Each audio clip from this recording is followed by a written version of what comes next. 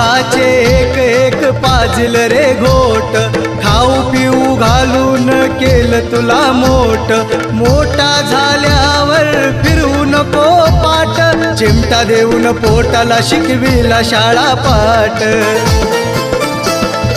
उन्हातानामधी दोघ राब राबली, उन्हातानामधी दोघ राब राबली, त्या आई बापानं तुला दुनिया दावली, त्या आई बापानं तुला दुनिया दावली.